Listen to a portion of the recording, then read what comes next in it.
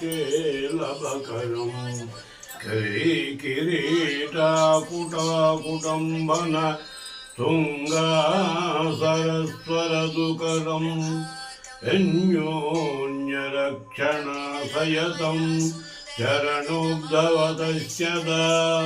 परेचितं यनगजामल्यन्दरण्य प्रबलावनसवल्लीश्वरी भवल्ये सितामृतं यनधरणी सचीसुतं यनचिताम्बर कृतालतं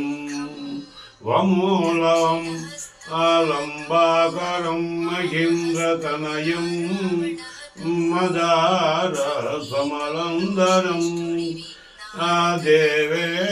रक्षितापादपद्मङ्गलं स्कन्दस्य दानम्